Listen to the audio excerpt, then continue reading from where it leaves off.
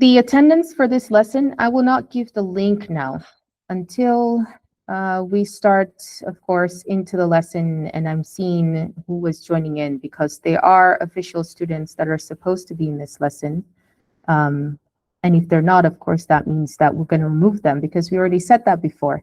So at this point in time, I don't think we need to go back and keep repeating things that we've said. Okay, so welcome everybody again to the lesson. And there's a lot of things that I need to go over today. So I'll try, hopefully we can do that all in 1 hour. And first of all, I'll go over the classwork and the things that have been uploaded in your classwork section, just a little, just to keep everyone on sort of the same loop. So regarding the lesson 3 that we just completed, which was a while ago, guys, you already know that there are 3 parts for lesson 3, right? The first part, we did it together in the class. And that was the one where we kind of set up the validation for the inputs. And then the second parts and third parts went more into sort of setting up the hash password and sort of even the what do you call it? The animated background, should I say 3D background. And I was trying to show you as much as I can in that video. You notice I spent a lot of time in part 2 where I was kind of showing showing you how you can make your background animated.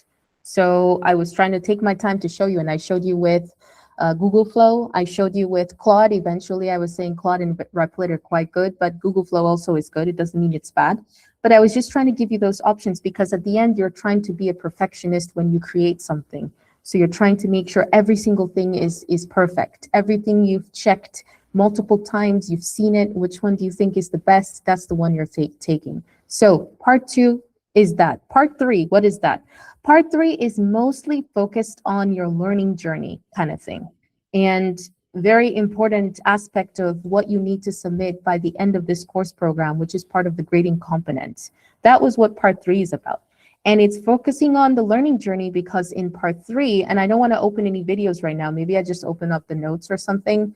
But in part 3, it was based on doing the system development lifecycle, starting to set that up. And some of you that are technical and are into coding and know about this, you know about the software development lifecycle. I talked about that before.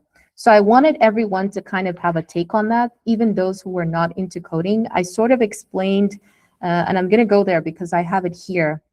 I think it was in this document. I explained the problem statement, the way you would write the problem statement. You're not supposed to copy me. I just explained to you. In reality, you're supposed to meet a client when you're creating a software app, a system solution. And like you guys are supposed to do by the end of this course, everyone is supposed to create a business. And I'm going to talk about that in a few minutes. A business that they're actually connecting to their code hills. It's not about just creating something. It's about how what you're creating is touching the lives of others, how it's actually realistic. Have you done that yourself? Have you used your app yourself? Have you gone and created something starting from home and you think is a good potential business and you documented the whole process, whether it's a failure or a success? If it's a failure, what did you learn to make it a success? If it was an initial success, how did it become? All that needs to be done. That's the main thing why you're creating this app. If you want people to use this app from all around the world, both in Rwanda, in Africa, and beyond, then they need to see something that's actually realistic that you have actually tried. Now, you might come into the notion saying, well, I'm more technical, like I'm more software development. I don't really know how to make stuff like this. Well, that's why you have to network. You have to socialize. This is why we created the Green SIP Tech Talk. You have to move around and you have to plan it out. You know what kind of smart feature you want to include because you're more on the technical side, but you need the other people that are into creating the software, the product itself, sorry.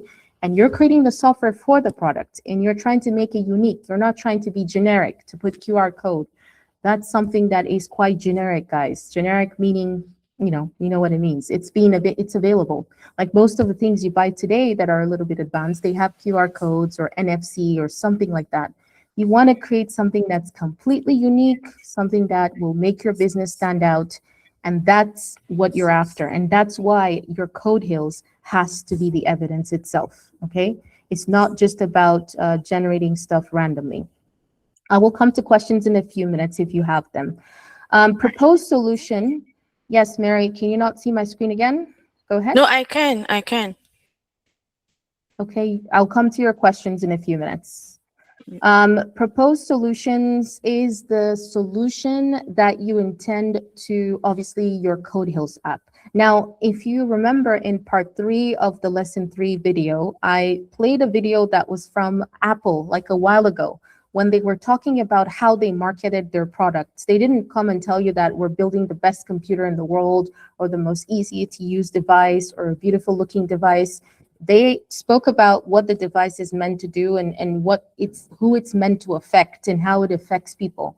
And they spoke about the hows. So when you're speaking about the proposed solution, you kind of need to look through what I talked about in lesson 3 video, and you need to explain it.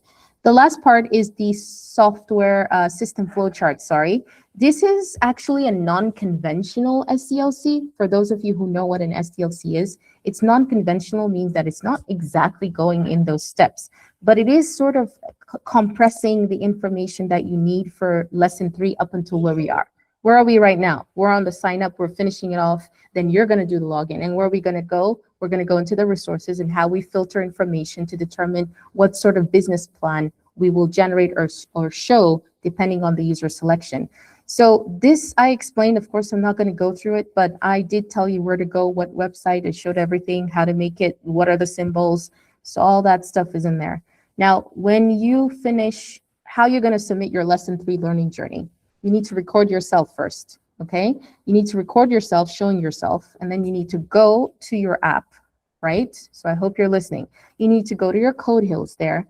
You need to run your CodeHills. You need to show the progress on your Replit for your CodeHills app, showing your sign up page, showing what you've done on that, showing those things that you just basically included. You know, if you want to go ahead and start showing the whole thing, well, that's okay. But really, the main functionalities are these ones. Based on lesson 3, part 2, and part 3, this was what we've included, right? The validate inputs and also the hashing of the password. So you need to go back and explain briefly how that's working, as I did on lesson 3, part 3, and record that short video and make sure it's edited, not a raw version. Edit the video properly, and don't be cutting out or speeding up things. Make sure you show the part of this section, especially while you're explaining, and talk about what are the to-dos, what are you going to do next, and what are you going to be implementing in your app. Once you do that, of course, you come back here, and then you need to talk about your rational problem, proposed solution, and how you're going to do your system flowchart. So that's all in a video, plus this documentation, and a little interesting creative post is what you need to all upload and post. Okay, so that's going to be what your publication is going to be. I think when you're posting on LinkedIn, from my experience, you can't post video and picture at the same time. So that means this you know, problem statement and all this stuff is going to be in the video. So you just need the video and you need your post, your sort of like what you're writing, and you're tagging Nazli Tech School, tagging Women in Tech. So that's really what it is. And this document, you are going to submit it. We will create a section on Google Classroom. So that's the learning journey, right? That's lesson 3 learning journey. Going to lesson 3 quiz, which is obviously the one that was shared with you guys. And if you go over to lesson 3 quiz, if you click on the quiz, it does tell you what you need to do before you even start it. So directly you will come here, and I'm just going to put my name in here. And when I click start, it is a timed quiz, of course. Please don't be asking me to give you any sort of links, you know, to the quiz. Go with the timed quiz, like go with this one. This is the link. So don't request any shared links, because this is the link you need to go into, because it's a timed quiz.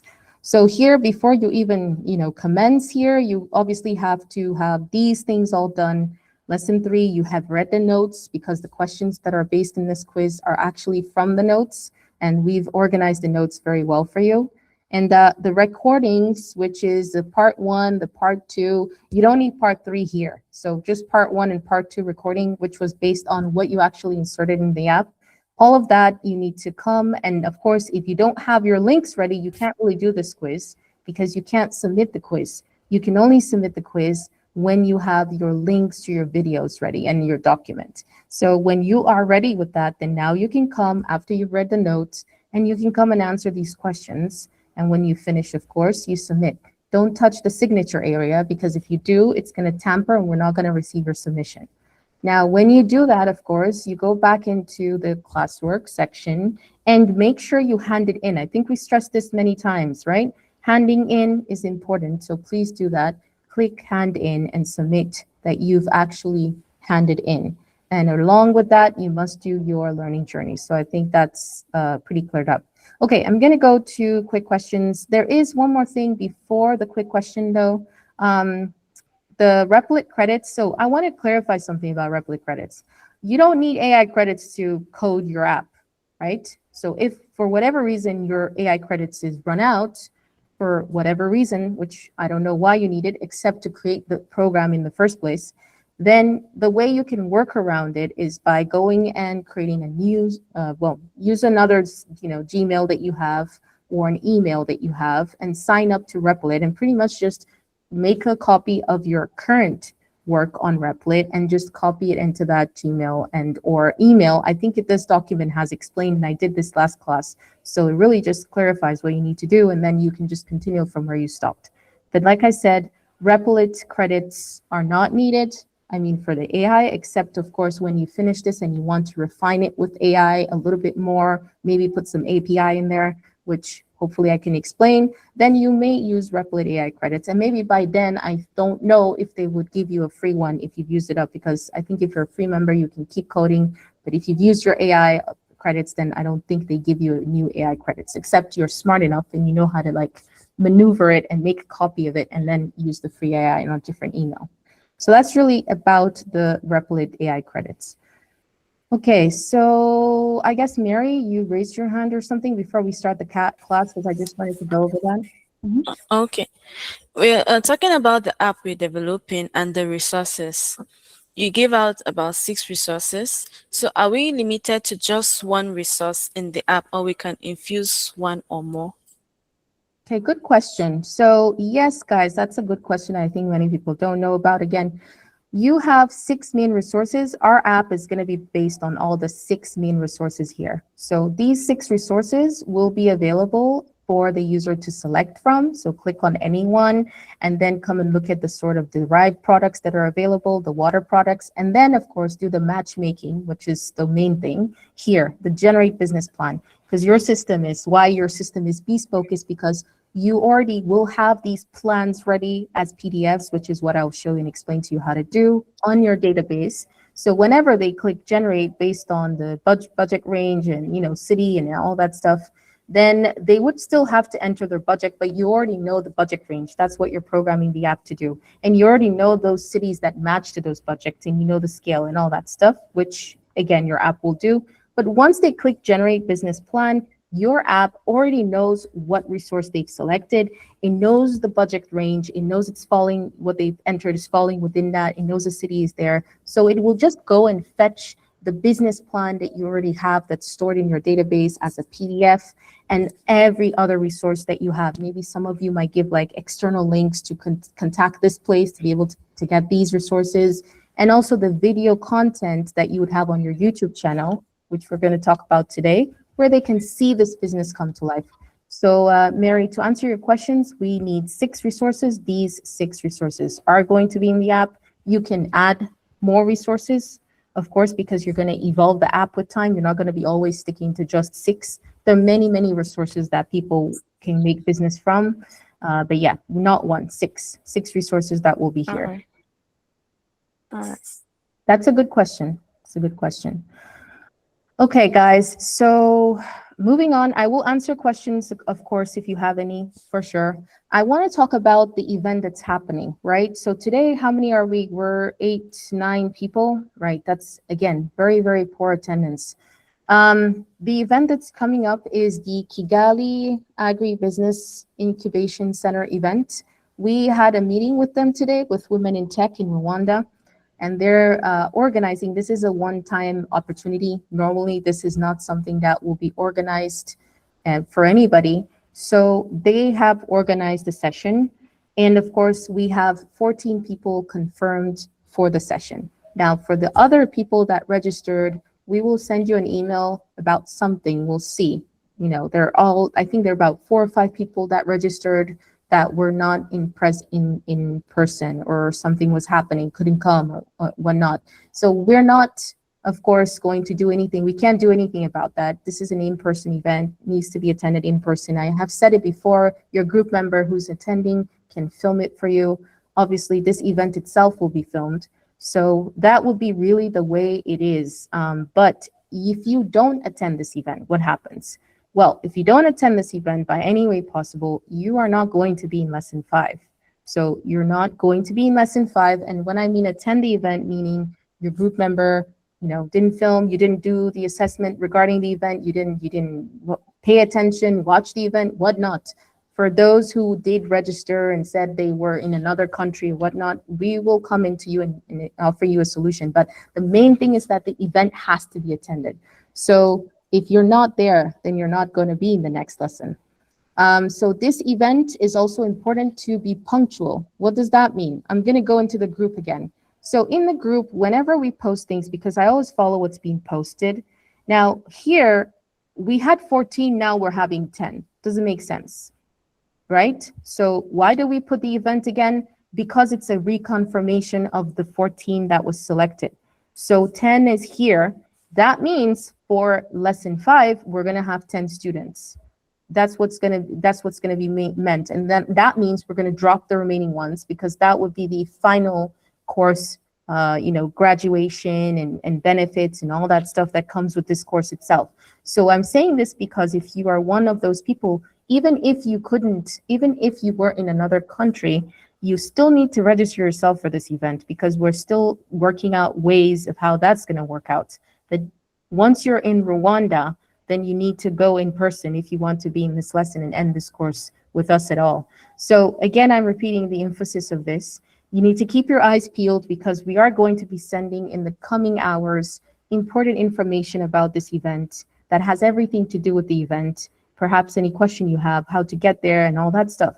Now the event starts at 2:30. You need to be there 2:30 p.m. Kigali time. I think they've already said this somewhere. Let me see. I read it before I started the class. So 2:30 Kigali time, that's when it's starting. Well, when you need to be there. And it's starting at 3 p.m. Kigali time. So no lateness. They will just close the door and you will be outside. So make sure you are there on time. There are going to be some refreshments. They have been kind enough to, like I said, very, very, very, very impressively arrange this event for refreshments and for discussions and extensions. And you need that information for your lesson 5 and for the final grading components of this course. So again, I'm saying that you need to make sure you get yourself to the event and make sure that you are on time. That's very important if you want to, continue with us and if you're really serious about anything that you're doing here in this course.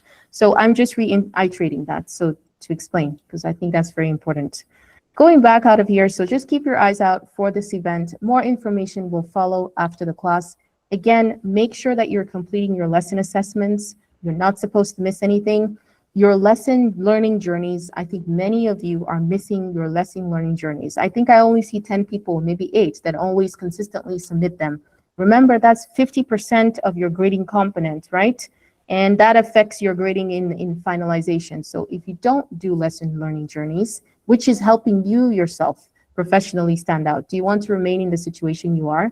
Do you want to grow? Do you want to become your own founder? Do you want people to know what you're doing? Well, that's why we're saying lesson journeys, right? We're not saying it for us only. We're saying for you. For us, we're just raising awareness. For you, you're showing what you're actually doing. So by the time you finish this app, you want to make it product ready. You want to have it on sale for subscription, which will guide you on Replit. There's Claude, a lot, Claude startup proposals, which we're going to be talking about. Yeah, there is also Google's App Store. There's so many places where you can sell this if you know what you're doing and you can get revenue. But if you're just lacking behind for whatever reason, everybody has work. So there's no complaints about I'm working, I'm doing this. We're all working. But if you really want to be serious about improving your situation and not working forever for people, then you need to step up. That's just my personal advice. That's like for the lesson learning journeys and stuff.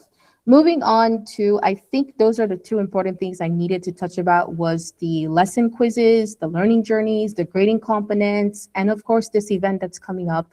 There are going to be special guest speakers we're gonna confirm that later on. We're still on the confirmation, but I think we have people that will come into special guest speakers, and some of them will be known people in Rwanda. Some of them will be people that are known digitally and internationally as speakers in North America. So we're still confirming that. Okay, so nothing's been confirmed. I'm just telling you that when we do have these speakers, then our class session will be 2 hours or 1 hour 45 minutes, because the speaker session will be probably after the class session. So we make sure everyone is on time, because these speakers cannot come and wait for you. That's just not how it works.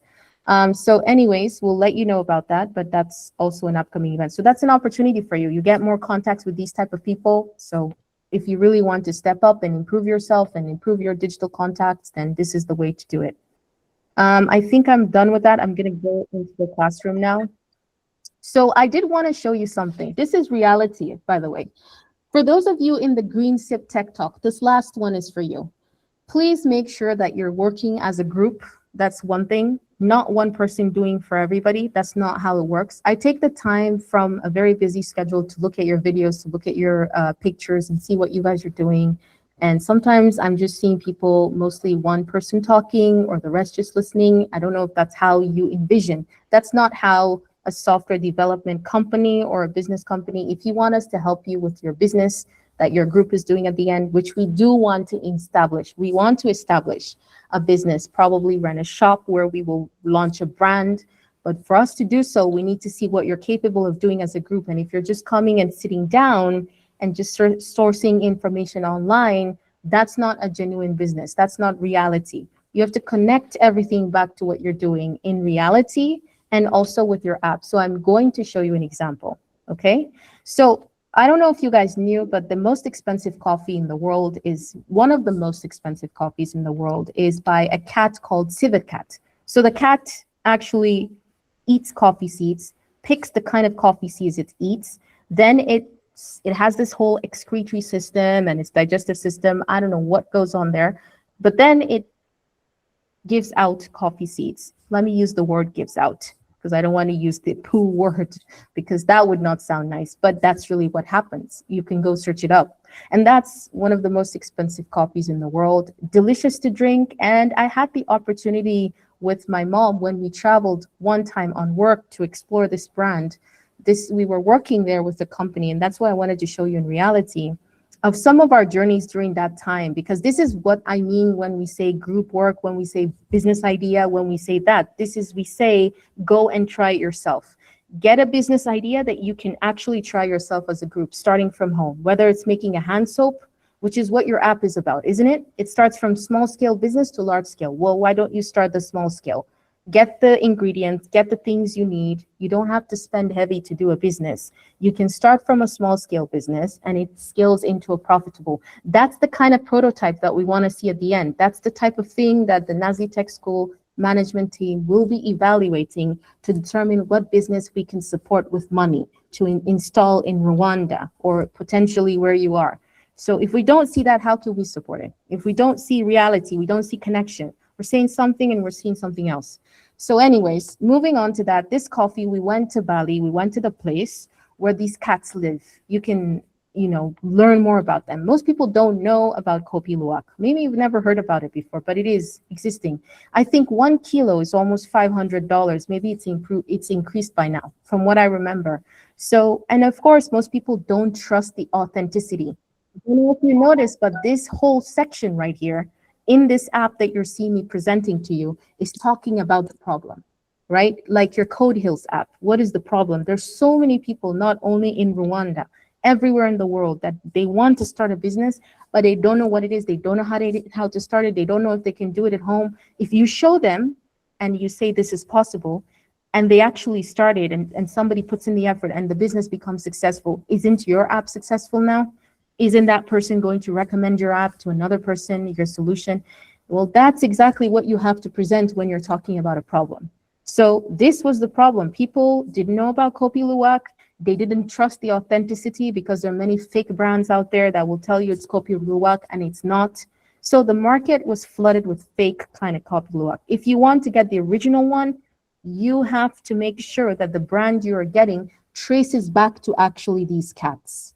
And how do you know that? And I think one group sort of have this idea of authenticity, right? You trace it back, you show pictures of what the cats, where they are, video, you're there yourself or they're there, people see it, they're seeing how the coffee is made, everything is clear. Now, going journey into the journey, we went with my mom to this place. You guys probably think Bali is expensive. Oh, this must have been expensive. It was a work journey. It wasn't an expensive trip. It was to go and see these cats, to go and see this brand firsthand. And this was where the cats lived. And you'll notice that you see me here cut off. This is actually where they locally fry these beans. That's why it's a delicious, expensive coffee. It has a different taste when you drink it. It's not one kind of coffee. There's varieties from it. So when you're making business, you have to make self-sustainable system. What does that mean? It means the system has to give birth to another thing. Like your money doesn't leak. Your money needs to be put back. You get profit, then you put it back on doing something else in your business. Like the Code Hills app, maybe. You start getting profit once people start registering, subscribing to your app, right? What do you do next? Go and start exploring more options, more resources in the country. Go and start connecting with people, like these people that farm in Rwanda or wherever you are. And so you have the connection now from your business that before you couldn't get access to these people. Now you have access to these people. So when someone comes into your app, they can have an extended service that they can pay for where you can connect them to contacts, where they can get the resources, and contacts where they can learn how to make the product, et cetera, et cetera. That's what we call a self-sustainable system. Your business is now generating revenue from different angles. So this was one of the places where we went. We were going towards the civet cat home. And then you can see me drinking. You see this is a coffee. You're probably wondering, coffee, isn't it black?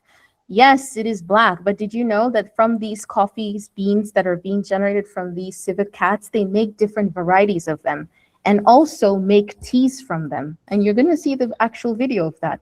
So we go down into that. My mom's drinking one. Then you can see like a plate of these varieties I'm telling you. And did you notice the way they're putting the coffee in that local Balinese basket? Well, again, you have to be thinking of when you're packaging, what makes your coffee different?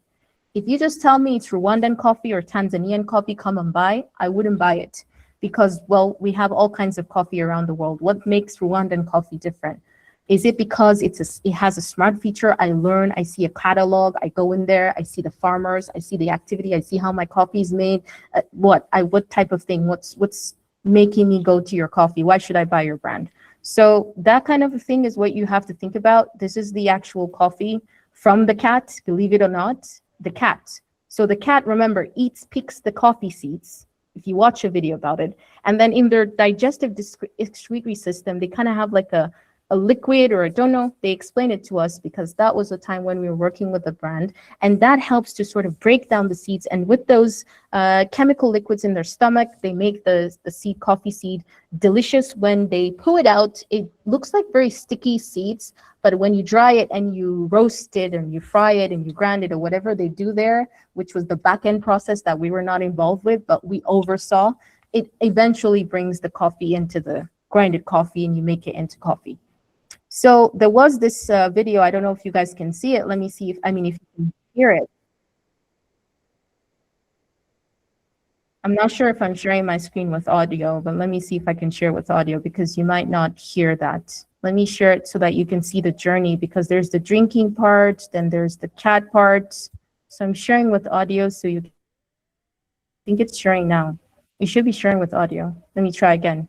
If you can hear it, let me know. Drinking coffee in a herbal in where they make kopi luwak, and Yeah. these are the 13 different type of tastings of coffee. 13. And that is kopi luwak, and this is the menu that contains all the 13 types. Okay, so you can see here. And so Okay, that's one part of the video, and I was just showing that raw, like with my phone. And let's go back into like the company that we were dealing with them. You'll see they're Balinese, okay. and the packaging. The luwak coffee. Let me see if that's gonna hopefully play now. We have two different, like this bean, and this is powder. But for the quantity, we have same, like start from 50 gram is 240, 100 gram is 400,000. This one That's is their money in Indonesian ringgits. and half kg also we have. You just choose which one you like, with a powder or thin. But same price, So it's different. I'm going to pause it here, and I want to say something. If you were the developer that you guys are, you'll obviously notice that from here, these coffee packages, there are many things you can do with them, right? This is generic coffee packaging. It was like in the year of when was that when we went? Maybe 2022, 2023, if I'm not mistaken. So this could actually be a smart type of packaging. I mean, this could have a smart feature, could have an NFC scanner, something that leads them to take a coffee test. You have to think of people not just where you are living. Where you're living, they have to appreciate it. So what do they appreciate and how do they appreciate their own coffee? Of course, the pricing has to be taken into consideration because the economic power is different for different countries. But like, how do you relate to Rwanda, to Africa, and to the world? That's kind of what I'm saying. So they did you notice the wreaths that are on the bags? That's from Balinese wreaths that they have. And I don't know if there's a picture about it, but they do have something similar to Africa in terms of their wreaths. I'm going to try and see if I can show it here. If not, I don't think it's here, but it might be my image collection. Let me show you real quick before we continue. So they have these wreaths that, let me show you, because where's that wreaths? Well, one of them is here. Like this, you see the housing, just like in Africa, we have them. We have some wreaths like that, but everybody has its own kind. And then they have these traditional homes where they store the coffee. Also, this is very important. This is what contributes to the authenticity and the taste of the coffee itself. And look at where it's stored in the forest. This is where old Balinese Indonesian culture, where they used to live. They gave us a history about it. They used to live up here for whatever reason, because I think it's, Indonesia is very forestry, very dense. So they have a lot of these like snakes, like python and so on. So most of their housing was a little bit higher up.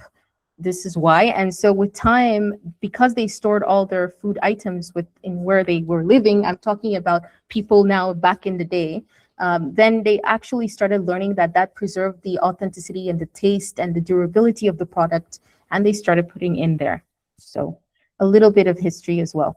Anyways, guys, yeah, I have a plugin error with this, but this is like what I wanted to show you in terms of the whole, experience of when we say business, we say go and we say do the business yourself.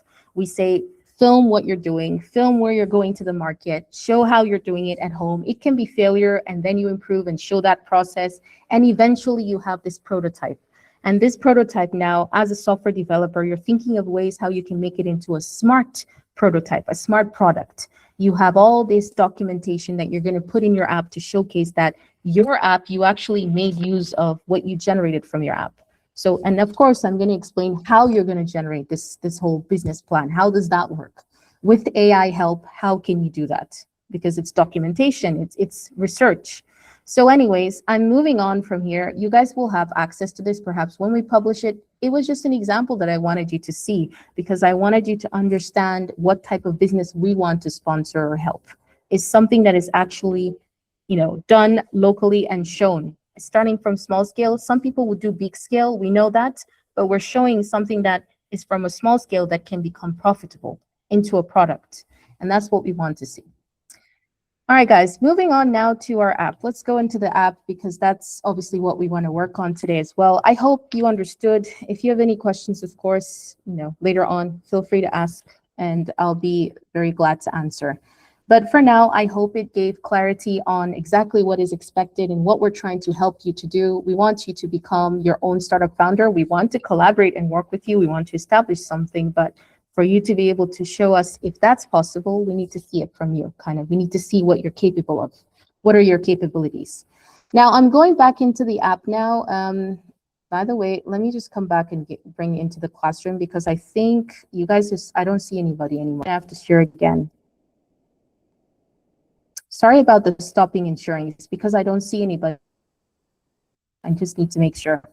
Okay, so today what we're doing is we're focusing on making screen clickable, and also focusing on this Imogongo pattern that we have to start putting. That's what makes this whole thing in the sign up and login a Rwandan theme to start with.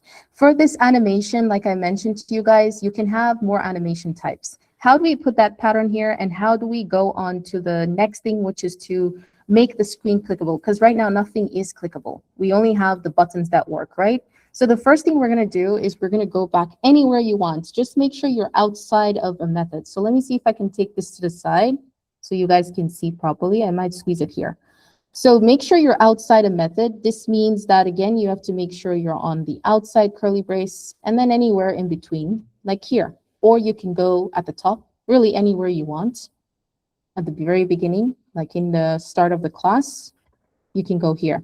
We're going to create something called a static, and I'm going to zoom in so you guys can see as well, because I think the text is too small. So let's zoom in. We're going to create something called a mouse adapter. So we'll do static mouse adapter. What does a mouse adapter mean? It's the one that's going to make the screen clickable. There's a difference between a mouse adapter and an event or action event. Action event is the one that makes the buttons clickable.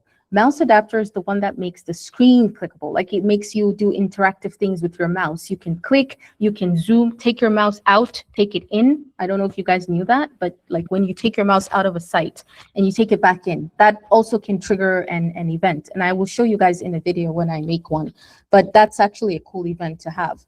So we're going to call this mouse adapter function screen clicks. In the beginning, you will notice I have an error. That's because I have to return the adapter itself. But I will change it because I'm not going to return it as an adapter. And also we have to import it as well. You see what it says? It says that we didn't have it imported. It's an error saying class.java.awt is not imported. So meaning that you have to go to the top and you have to import java.awt.event.mouseadapter and put your semicolon. So if you still see a red line in that, it's because it says that it's abstract and it cannot be instantiated. Obviously, meaning that we can't return it. So I don't want to go into more technical terms, but you can't return it like the way we were doing. You have to return it as something. Like, what are you returning? Return means when something happens back. It's like an action reaction in physics, or action reaction, I think it's called, if I remember. You do an action, something happens in return. So here, I'm not going to do that. I'm not going to return it as a mouse adapter. Instead, this is how you create it. So first you create it, and then you have to create an object of it, like how we normally do. So adapter. You can call it whatever you want. Maybe call it clicks equals to new, and then you say mouse adapter. And then you have to open curly brace as well. So this is going to open into the clicks function. So when you open the curly brace, just be careful that you are knowing what curly braces you're opening. This curly brace initially would open this one, right? I mean, would close here. This curly brace would end here. This whole thing we're doing is to make the screen clickable. And you can use it anywhere on any screen, not just your sign-up screen. Anytime you want to make any screen clickable, you can use it, but you have to be careful. And how? Because whenever you change from one screen to the next, you must dispose the old screen, or you have to use a flag. So flag meaning you're going to make the computer understand, I'm no longer on the sign-up screen, I'm now on the next screen. So you can use a flag like is on login screen, right? And I'll explain what that means. Is on login screen, or are you on login screen? You can even make it that way if you want. And if yes, then it means, okay, then everything on the login screen should be clickable like this. So that's a very important thing to take note of, that you have to make sure you have. So here you return clicks, put a semicolon. And so inside this part here that you have, you normally would put your semicolon like that, and you see that the error is all gone, right? So this is really how you set it up. Semicolon, and then you end your curly brace, and you have your return clicks. You're not done yet. You still need to have the X and the Y coordinates, just like in math. So when you create an object of your mouse adapter, right? And I'll put a comment here. So what we're doing is creating an object of the mouse adapter class to make the screen clickable. Anywhere you want, really, it will be clickable, depending on what you want. So when you come in here, there are several methods that you can have. Remember I told you that you can have a method where you make it such that whenever the user takes the mouse over something, something will happen. And when they take the mouse out of it, I mean the cursor, then something else will happen. You can also do that if you prefer. And it's all inside of the mouse adapter. There's about 6 methods in here that you can use. But we're going to focus on the clicking one, although I will make a video for you to also know how to do the other ones, because you might want to do those ones, right? So I just created this method. This is one of the many 6. This is only the one that we're using right now. But if you want to do like any other thing, maybe on a separate screen, you don't want to do clicks, you want to do more of like controlling where the mouse moves, then I will also add those methods when I do the second part video. So here we will create a variable. You have to do like math. You guys remember math. In math, you have your X and your Y coordinates that determine the location of anything, right? Even in reality, we have coordinates in map. Same thing here. And if you're wondering what this E is for and what is this is just what we call the object again, but it is not the object of the MouseAdapter because we've already created the object and called it clicks. This is the object of the mouse event and we called it E. However, you can call it whatever you want. Okay, again, I said this before, you can call it anything you like. As long as you put that there and you say Alisia, for example, .getX. Of course, you shouldn't call it this type of, inappropriate names because it doesn't make sense. What is Alisia? Then you just have to call it with the technical name. So we usually use E, E1, event, E, where we're getting E from. So E or E1, E2 or something, or some sort of letter or some sort of word that makes sense. So what am I doing here? I'm creating an X variable. A variable called X. I can call it anything here. I can say get X coordinate if you want to make sense of this, right? And what would this do? Whenever they click anywhere on the screen, the computer will know exactly where they're clicking on X. And when they click again, it will know where they're exactly clicking on Y. So we're going to do something similar for Y. So int get Y coordinates, same thing. So this will get the X coordinates of the mouse click by the user anywhere on the screen. This one does the same thing. It gets the mouse click of the user in terms of the Y coordinates anywhere on the screen. This is really what happens. So you get the X, you get the Y. Now you can determine whatever you want to happen. If they click here, do this. If they click here, do that. But of course, in the beginning, I don't think you guys want to lead them to the resources if they're not signed up, right? So you have to do a flag there. The next thing you want to do for your own sake as a developer is you want to print, for now at least, what the X and the Y coordinates will be. So you can do whatever you want. I could do something like get X coordinates and make sure you write that the way it is, right? And then because it's Java, I will use a concatenation, put a, quotation marks, and I can put a comma in between because you know what I'm trying to do? I'll explain, and I think you know what I'm trying to do.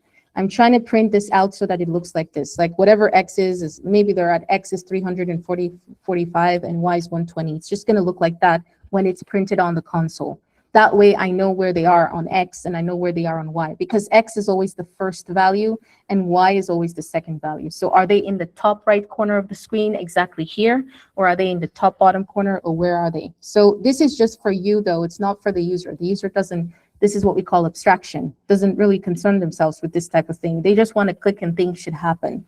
So when you do that, that's pretty much it. When you have that in there, you have your, your closing parentheses. I mean, that's it for you to get the coordinates. It's not it as in it works this way, but it gets the coordinates for you, and I'll show you. So you have this here, right? This method is one of the 6. Remember, there's 6 methods. There's still more, but I didn't put all of them. But I'll put them later on in case you want to use them.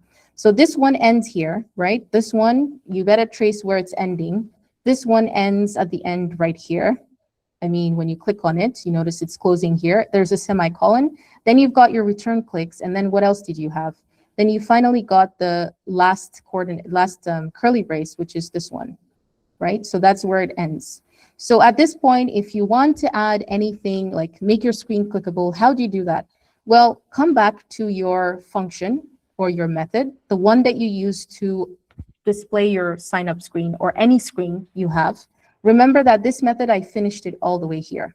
Now I'm going into the startup app method and I'm clicking again to know where this method ends. If you're the type of person that keeps forgetting where methods ends, just click the curly brace that opens and you'll always see the ending. And you know what? Why don't you even put this one?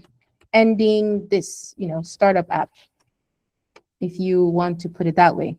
So anyways, if you want it to be clickable, if you go down to the ending, right, you have the part where you basically added your label, right? Your label to your panel, your main panel. Now you can add your clicks to your label. Okay, so what that means is you come here really, and you do label one dot add. And let me get that.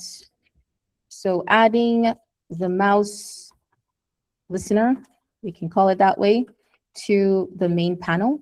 And so you can do it this way. It will work if you do it this way, or you can use the label itself. And so I'll explain what's the difference. There isn't a difference because both the main panel and the label are doing something. And if you remember what this is really how you make any screen clickable. Anytime you want, all you have to do is put the name of your panel. That's the one where you have your background picture on, or you can put the name of your label, right? Because your label, I think in this case, you see, I'm not getting any errors. I'm still making it work.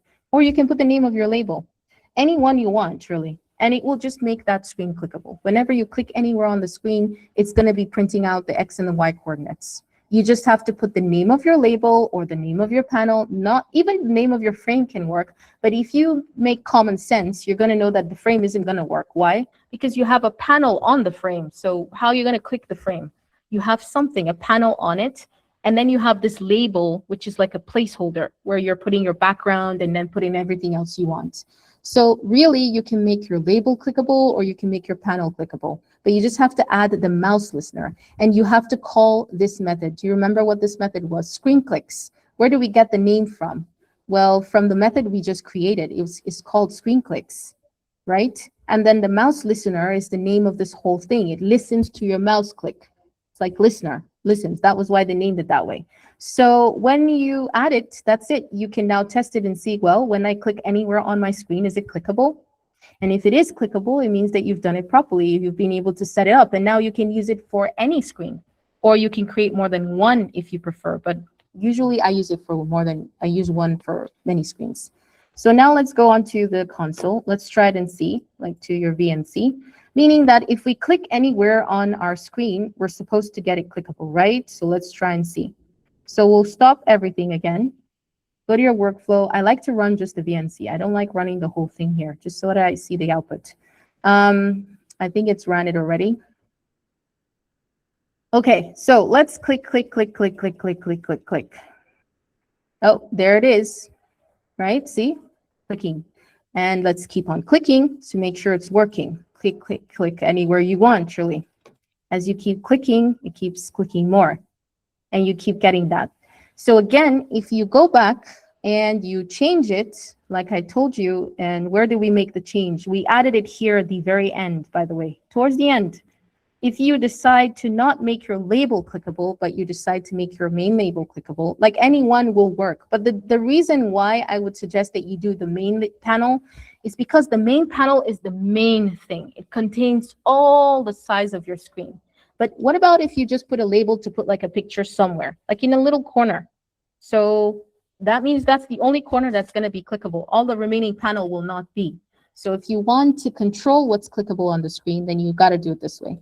So in this case, we're going to stop it and try it again and see if is it still working now that I changed it from label to panel. So clear again, past runs, and then come again, run it again, and see. Once you get it all working and everything is clickable, then you guys are even ready to do your next page, which is your resources page. So let's click anywhere else. Go back, it's still clicking. Click again. Go back, you still have it clicking. This is the last click. So it's still working, right? Anywhere you want on the screen clicks. Now, the main thing is, okay, now that we get the X and the Y coordinates, how do we make things on the screen clickable? And how can we control what they click to determine what will happen? So what I mean by that is, obviously, the About Us page is going to be about your app. You're going to start talking about the history. Why did you come up with this? Or what do you think of it? What we're up? All that stuff. And I think for everybody, the About Us should be okay. Like anyone who's not a member, who's not signed up, should be able to see about you, to know about your app. Okay, natural resources, maybe you're going to say, yes, let them see the natural resources page. That's all okay. They can go there and they can be able to see what I'm talking about is like this page, which you're going to have, something like this. They would see all those resources. That's fine. That's okay. They can see it. But then when they try to click on So when you make this page clickable, this is like the second page when they click natural resources, right? Now, when you make it clickable such that when they click here, they're not able to see more about this resource until they sign up. So that's where you control. That's how you control, and you use flags for that. You use Boolean statements. So going back to what I was saying, oops, sorry about that, went back to the code hills. We're going to make all these stuff clickable. So how do we do that? Let's come back again to console. Now pay attention to this part. And let's stop the whole console thingy. Let's run it again. But this time, look at what I'm going to do. So let's start off by making these menu options clickable first. Let's see if it comes on. There. So these options, let's all make them clickable. So what do we do? Well, easy, just like you know in math or simple just geometry, click the top end so you get the extended boundaries of these areas. You don't need to keep clicking around it, because if you click the top ends, you've already gotten the extended edges, the vertices, points, where that region ends, and at the top and at the bottom. So you know it's like you're drawing a square around the area. So you know this is the part. So I just clicked the top two edges and I clicked the bottom edges. Now, if you're going to say, well, this animation thing is making it really hard for me to click, you can always pause the animation. Just go back to the static image if you want. But really, it is better for you to do it when the animation is happening, so you know exactly where it is. That's why you shouldn't put an animation that moves too much. Try to put something 3D, maybe coming out, popping out, but it's not necessarily moving. But this one's fine anyways. Now let's go to console. I did the 4 coordinates. You see it? I didn't have to keep clicking around. Now, this is where you need to pay attention. All those coordinates on the left side, those are your X coordinates. So when I was clicking at the top edges on the left and right, those were my X coordinates. But when I came down and I was clicking down at the top and right, those were my Y coordinates, because I had at the top was my Y, and then I came down. But when I went left or right, it was my X coordinates. So anyways, what am I trying to say? These numbers, you have to look for always the smallest and the largest from them. It's like a range. It's really that simple. Pick the smallest and pick the largest, so you get the range. So the smallest from here is positive 298, right? The largest, of course, is 463. So that's how much you extend in that area, the about us place. So you go back to your code and you say, okay, well, I got that. Now let's get back to the function, to the method that you had. And right after where you print it out, right here, you come back and you say, okay, now I'm going to start putting my conditional statements. If X, but in this case, get X coordinates, which is really why you should just probably write a shorter like variable name. I wrote get X coordinates. But if get X coordinate is greater than or equals to 298, and how did I get that number? Well, because I'm focusing only on the numbers on the left side, not on the right side, the left side. The smallest is 298, the largest is 463. That's what you should concentrate on. So when you do that and you come back and you say and, you guys know in Java, we do and with 2 symbols. That's and. We're saying this and this. That's how we do it. And or this, the 2 bars. So when you say get X coordinates, again, you're giving the range now for the X coordinate. You're saying less than or equal. And you notice I'm using equal because I'm starting from that going above. And I'm starting from that going lower. So the largest coordinate we said was 463, right? So that's what we're going to put in there. So less than or equal to 463. We still have to continue to do the Y coordinate now. What about the Y coordinate? So it's the same thing you do. It's on the other edge. Well, on the other side, on the right side. What is your smallest Y coordinate right here? Well, the smallest, and not all the time do you get positive numbers. Of course, you know when you get negative numbers, it's trickier, so you have to be careful because negative numbers are usually bigger when they're closer to 0, not far away, even though it's tricky because they look greater, but they're not big. So positive 186 is the smallest, and the biggest is 302. So you go back and you write that here, 186. And you're going to say, well, and also is 300. The biggest was 302. So you put that there. That's it. Now, I would advise you to do something here. This is my personal advice. Because you will be using this function for many of your screens, because you're not going to have only the sign up. You're going to have the login. You're going to have the resources screen. You're going to have the matchmaking screen. Then you're going to have the feedback screen or something, or contact us screen. So if you plan on using this, then I would really suggest that you make sure you do what I call flags. So the flag I will do, the first one is static Boolean is on sign up equals false, or yeah, false, or maybe no, true. Let's go true. It is true, actually.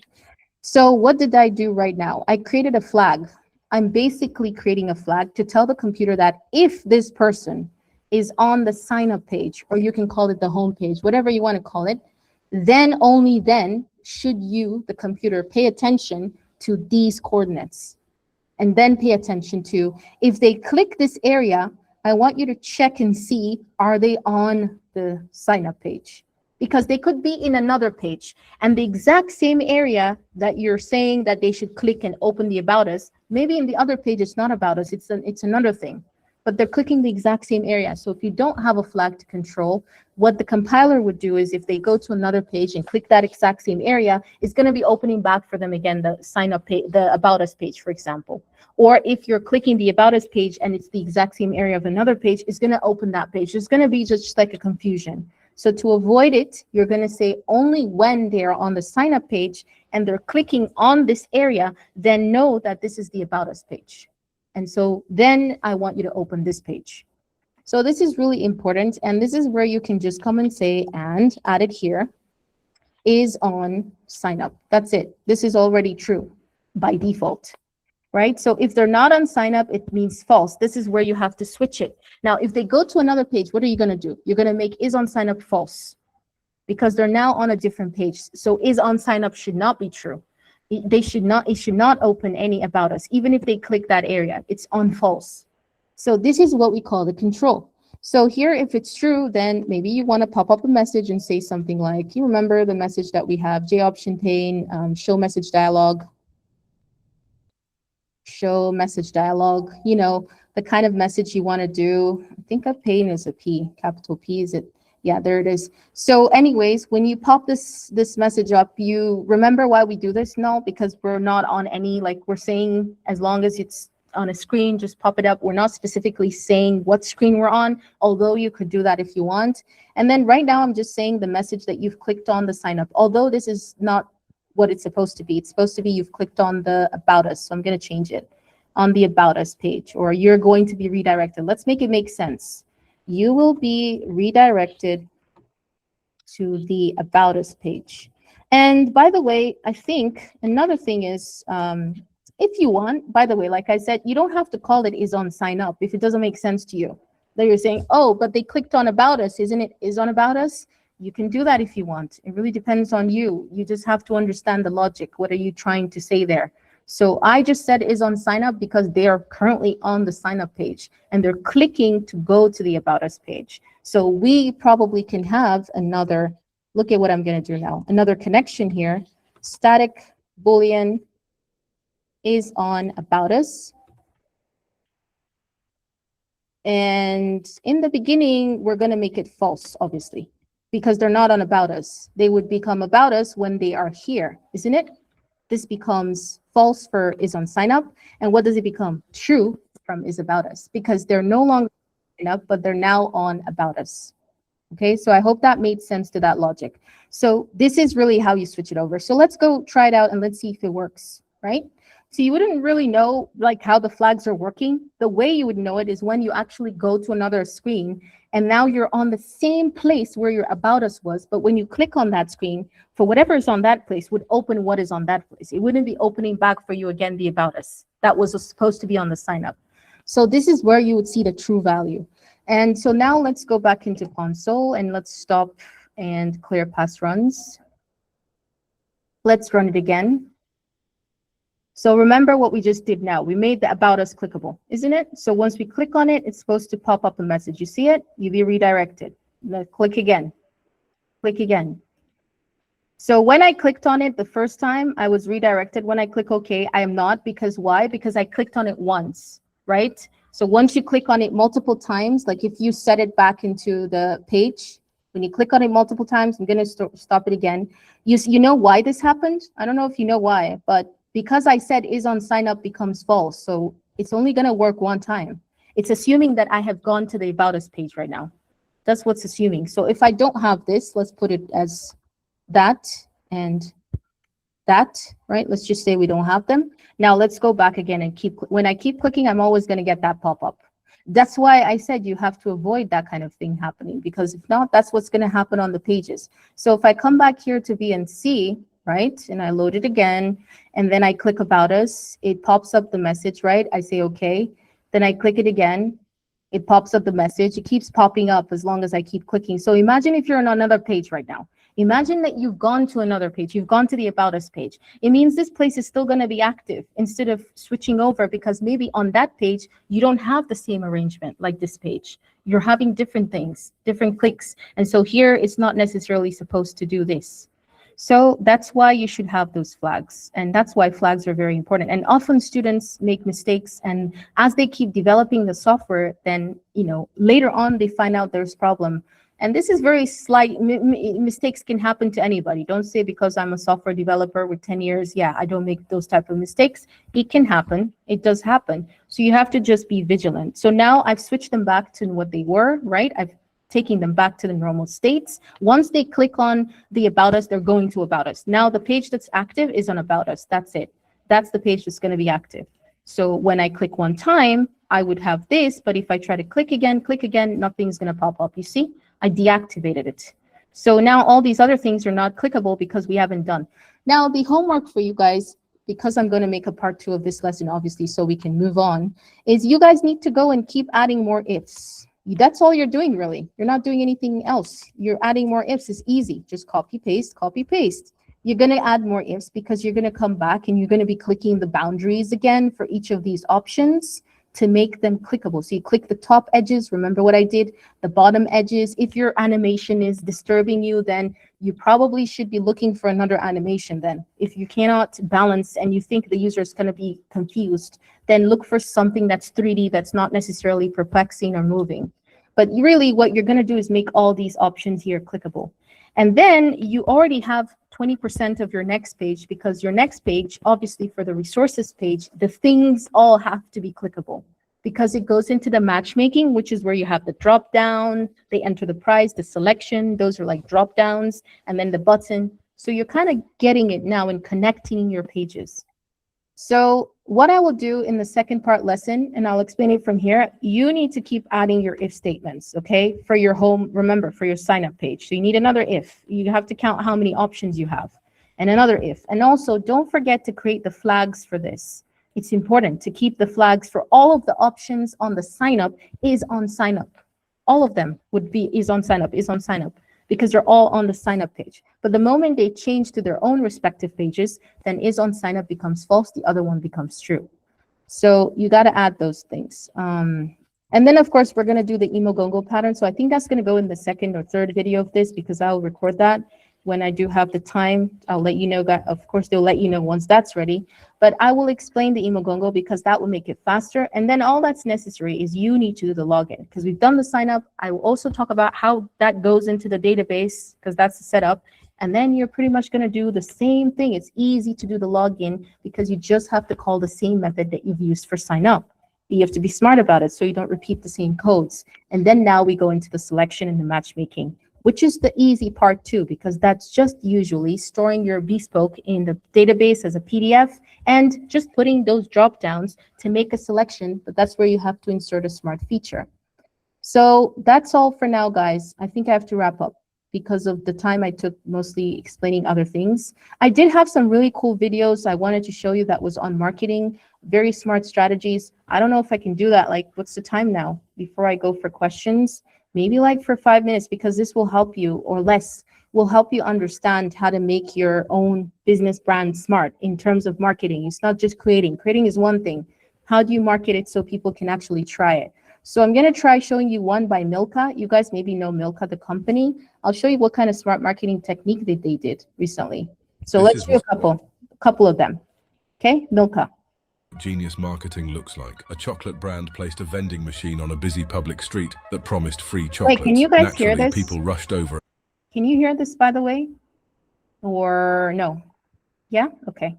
All right. And pressed the button. but nothing happened. Then they noticed a sign. To unlock the chocolate, they had to touch both the vending machine and a nearby cow statue at the same time. Smart Sounds simple, feature. except the distance was too far for one person. So they started asking strangers for help. As more people joined, the cow statue slowly moved even farther away, forcing even more people to participate. Soon, a whole line of strangers was working together for one goal, until the cow finally stopped, and the machine released a jackpot of free chocolates that everyone shared together. People filmed it, posted it everywhere, and the campaign spread far beyond that street. You see, that was actually technology in place, but smart marketing. See that? It was free, but it wasn't free. You had to do something for it, and it made a message. The message was togetherness, sharing with others. And so that was the purpose of the marketing role, and that made the brand to be known. Like, people would stick that in their memory. So I'm not going to show you the whole thing. Probably will post that. There's another one, the last one I want to show you, which is also smart technology, but look at the marketing strategy. This is more emotional, so pay attention to it, what happens.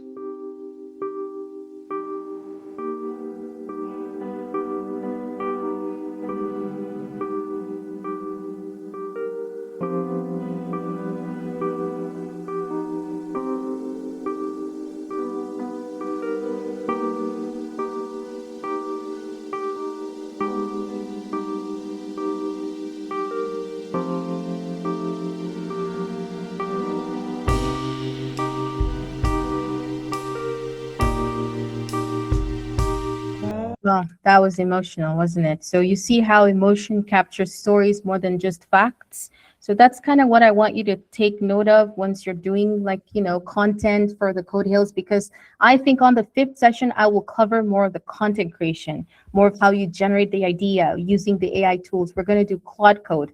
By the way, Claude Code is looking for startup founders. I don't know if you know this already, but they have been advertising. I'm going to post the advert. They're looking for startup founders from around the world, and they're looking for innovations and solutions, and you can join the program, and it's completely free. So when you guys develop the Code Hills and you have that app ready, because I'm going to show you how you can get it into a monetized app on Replit, and of course you have all the other stores, you can actually come here and pitch your idea as well. Of course, it's your own original idea, so you maintain that, but you pitch it out because they can be able to use it, because that's the point. You want an outreach, more outreach, so people can use it more. So you have to build a narrative around what you're doing, and the narrative has to be real. People are tired of too much AI. They want some sort of real connection in there. So again, all that information will be made known. I'm coming back into the wrap up. There is the attendance, which I need everyone to complete. And of course, if you have any questions, let me know. I'm going to give you guys the attendance right now. So here's the attendance, guys. It's on the link. It's on the chat. Again, please don't forget can everyone go and complete that attendance so I can check, because we need to make sure again. It's there. Tell me once I think I've just published it. I think it's published. Yes, it is. So you can access it. So I'm excited because the winner for the groups, well, the group that's going to be achieving the cap points, I don't know what cap points you're going to put, but I think you're going to be very surprised with what that group will get. I don't know who the group is going to be. We have 2 active groups right now. The cap points, I think, is 200 or 250 if whatever group achieves that on the week 2, because I was able to see briefly what your groups are doing, because again, we're really interested in a very creative, intuitive business idea. And when we give you a business proposal, we want you to actually look at the proposal and implement it. So we're looking forward to seeing the second week. The first week, of course, Group B, congratulations if you're here. I hope you are, right? Because I'm seeing 12 people here. Again, I just don't know what's going on with the attendance sometimes. If you're here, welcome. I see Jonathan, the mentor, is here. I see Mary. I see a lot of people who are here. So, and of course, Group A as well. So congratulations to Group B. You're the winners. You will have your whole group venture published in a very creative, intuitive way on our social media platforms, so everyone in our network can see what you're doing. But of course, if you don't lead from there into what you need to do with the corrections you need to implement based on what I've explained to you today, then your idea is not going to go any further. So if you really want to establish a business, you want to support to help you with the stipend allowance, with the finance, whatever it is, with the sales and with the professionality and training, then you need to improve yourself from what you're doing right now. I'm not talking only to one group. I'm saying it to the 2 active groups. Have you all completed the attendance? I'm seeing only 4 people. So are we 4 here? Can you go and complete that? If you have any questions, you can ask me. Ilham, go ahead. Before we round up, I think we have 4 minutes and then we close off. Go ahead, Ilham, I'm listening. Hi everyone. So my app keep crashing. I don't know, but when I check the VNC, it's still blank. I have just the plain box and there's nothing on it. And now I'd wanted to, I had issues with the AI agent, all this. I've exhausted my free what. So I signed in with another email and they said they want to verify my Replate account. So I should add my telephone number for a verification 6-digit SMS. I did that and they told me that the number is incorrect, but that is my exact number that I'm using. So now I don't know, honestly, I don't know what to do. Ilham, can you send an email? We'll look at that probably today, tomorrow, to info@Nazli Tech School. We'll help you. We'll see what we can do around that. info@nazlitechschool.org.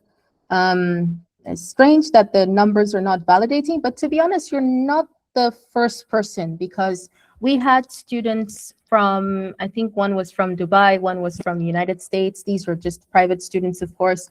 They tried to sign up because they were doing Claude Code, and they had some issues with the number as well. So maybe they're doing some maintenance there. I don't know. But send us an email and explain the problem. Send us a video recording, like a little recording clip of what's happening, and give us the link to your Replit, and let's see what we can do. But do that today because you need to get your work done on time. So do that for us today. Okay, thank you. You're welcome. Mary, go ahead. Bug. When I had little issue with my Replit, I followed every line of code, so it didn't run on VNC. So I used the AI chat to help me debug. So it developed a new set of codes on my on Java. So is that a problem? Because it's not really the direct code in the class. Yeah, it is a big problem actually. So what it's doing is that it's trying to give you some sort of code base that it thinks you will need for your app, which you didn't ask it to do. And that's, again, the thing about AIs. They don't have common sense, so they usually just depend on what you're inputting, which means you always have to press the brakes on it. Otherwise, it goes with throttle.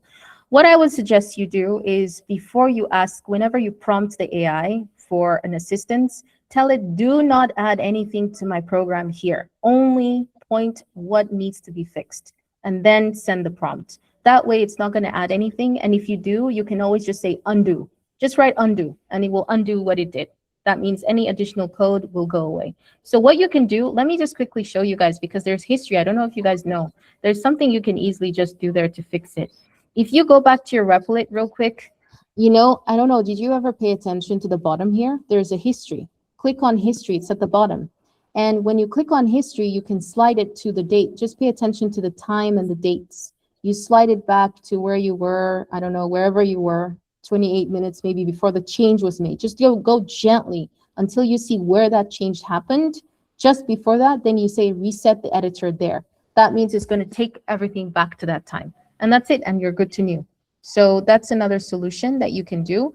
And always just make sure you put the brakes on the AI. It's not just the Replit, it's any AI.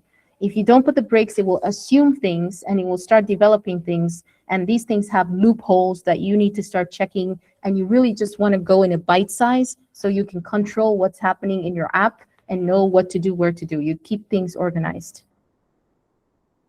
All right, thank you. You're welcome. Okay, guys, let me just have a look at the attendance. We have 8 people again. What's going on, guys? Are you all, because you're 10 here, what's happening? 8 people. There was 12, now I'm seeing 8. So what happened to the 4? Can you please do the attendance? And if you don't have any questions, please feel free to go as well. Burton, go ahead. I'm listening to you. Yes, I'm listening. Burton, go ahead. I think your speaker is not working. I can't hear anything you're saying. Can you guys hear anything from audio? would you mind please typing your question in the chat or checking your speaker? Guys, if you've done the attendance, I don't want to keep you. I wish you the best, and I'm really looking forward to seeing what you can do with this. Let's see how serious you are. You know, the funny thing is that we started with 100 students, and now we end up with 12 students, let me say, but based on what I saw in the class. So you see, when we talk about, when I always come here and talk about competence, consistency, I'm not speaking from my head, I'm speaking from actual experience. If you're not consistent with what you want to do, you're not going to go any far. You're just going to remain in your situation. So again, the question goes back to really what you want for yourself and what you're seeing yourself and how you can improve yourself and improve your country and your society. I'm just giving you an example so you can understand what I'm trying to say. Burton, I don't know, you said you want to check, so check. Yep. The number of people that we have is still 8. So I guess we're going to have to end it here, guys. I'll leave it for like a few minutes. But if you don't have any questions, I wish you guys a good night. And of course, don't forget to complete the Kigali Agribusiness Incubation Center events, because that's important. We're going to start sending out things. Well, sending out things means you guys are going to get the official invitation to that event. That's what I mean. And Women in Tech is going to coordinate everything in Rwanda. So Elham, you raised your hand before we go. Go ahead. Yes, please, I just want to ask for the official email of Nazli Tech School that I can send a mail to. Sure. Yes. And anybody, okay, but don't please, guys, don't start sending us all kinds of emails here. It's only like when you have like a horrible sort of terrible thing you can't handle. The email's there. So just in case, I'm not saying don't ask questions. I'm saying think about what you're asking first before you ask. So the email for us is right there. I think most of you know the email. So if you have any pressing problems, technically, then we can see what we can do. So we'll definitely do our best to make sure you achieve at the end what you're supposed to. Burton, I'm going to have to wrap up. If you have any questions, please send an email. Guys, thank you for coming. Don't forget to keep up and check and develop your apps from where you stopped. Don't forget your lesson 3 quiz and your learning journey. And of course, we look forward to seeing you guys on the Agri Business Incubation Center. I'll be there, but online. And then, of course, we'll let you know what happens for lesson 5. And as we progress in the lessons, what's going to happen next. Have a good night, everybody, and take care of yourselves.